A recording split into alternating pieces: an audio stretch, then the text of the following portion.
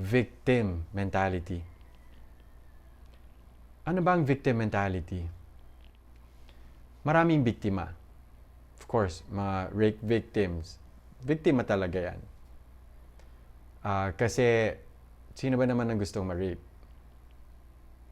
Pero, in some cases, pag halimbawa, ang magsyota nag-away, binubugbog siya, oo, biktima siya doon. Pero, kaya naman pala siya binubugbog, kinukupitan niya yung asawa niya. Or, pumapayag siyang bugbugin. Ganun lang naman kasimple yon.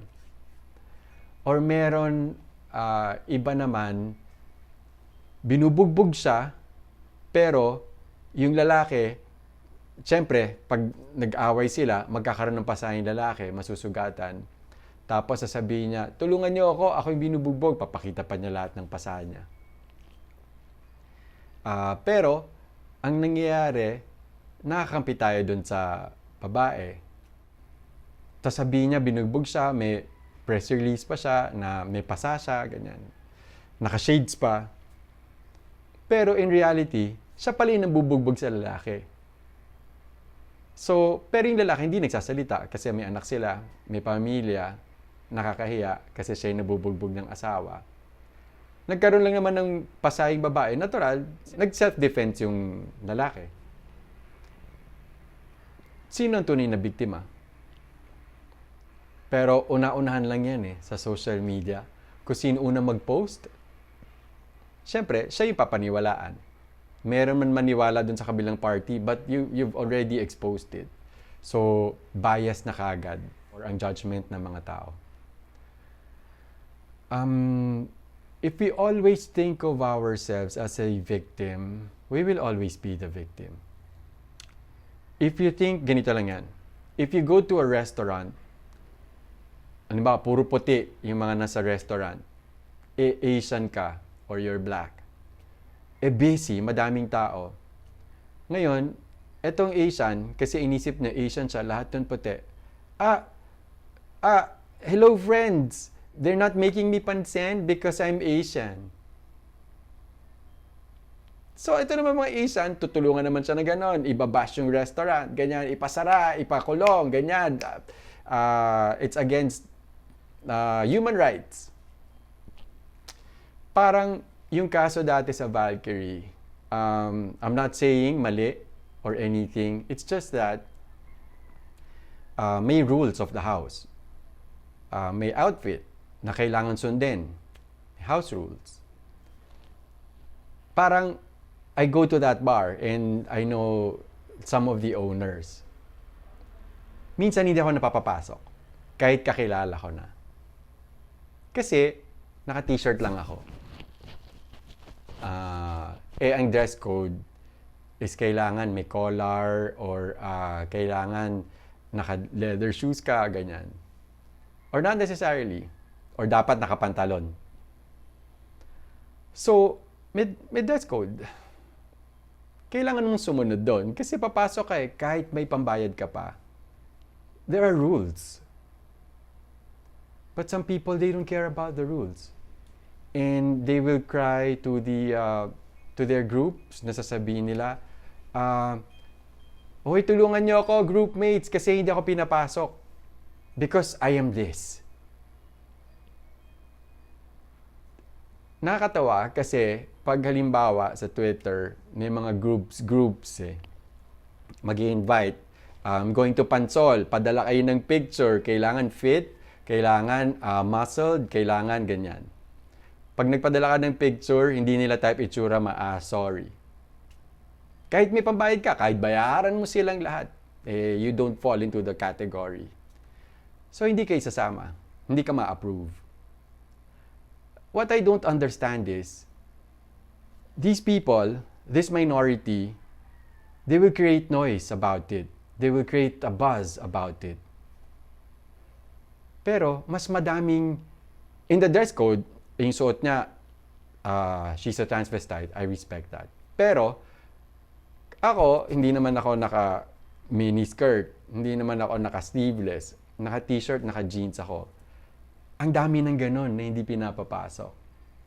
Because I used to go out a lot before. So, natutunan ko na kailangan kung gano'n, naka-t-shirt, magdala ka na lang ng jacket para makapasok ka. What I'm saying is, we always use, because of our individualities, we always use that card. Victim card. Because I am this, because I am that. Parang PWD. PWD ako, papasukin niyo ako dito, ganyan. Alam niyo yan.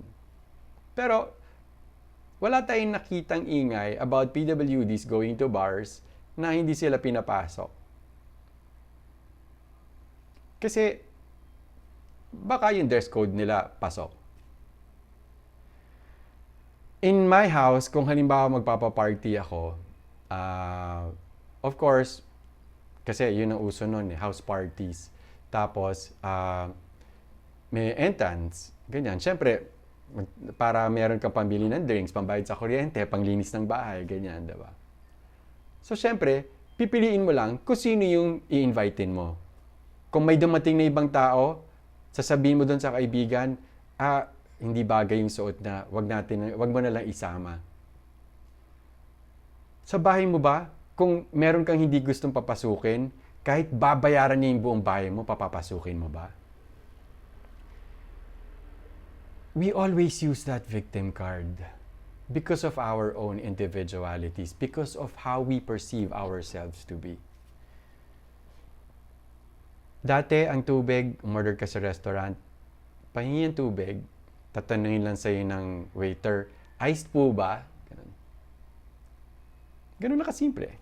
Ngayon, hindi. Gusto ko, ngayon meron ng soda water, merong alkalized water, warm water, tepid water, cold water, ang daming klaseng tubig. Evian, ganyan. Ang dami ng labels. Gumulo yung mundo. Of course, it's good in a way because we were able to express ourselves. Hindi naman yun sa pagkakaibang pagsasama-sama eh. What leaves to our imagination of being different, being together. Ang gulo ng statement ko. What I'm trying to say is,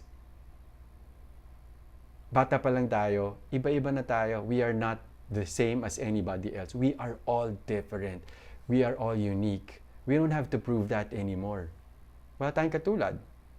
Meron ka ba nakita sa kalye na ikaw, kambal mo nga, yung magkambal nga, magkaiba pa din ng personality eh. Much more, yung hindi mo kamag-anak. Why don't we, for a change, become united? No color, no sexualities, no religion. Wala. Kasi, hindi naman tayo nabubuhay para sa sarili lang natin eh. No man is an island. We cannot live alone. We depend on some people. We depend on somebody else's specialty. Doktor, teachers. Teachers nga, nababash pa eh. Doktor nga, nababash pa eh. What I'm trying to say is, why don't we have respect for each other? Kasi, yun lang naman yung kailangan. Ito yung space mo. Halimbawa, sumakay ka sa MRT. May ibang mga tao talaga, wala silang pakialam. Papasok sila, siksikan, yung mukha niya magkadikit na, yan, ganyan. Parang, respect some space, di ba? Nagagalit tayo sa ganun. Because people don't have respect for each other anymore. And we don't care. Parang, I don't care what you think. This is me. Can we all heal? And love our families better? Because at the end of the day, sila lang ang tunay mo nakakampi. Thank you and welcome to Commentaries.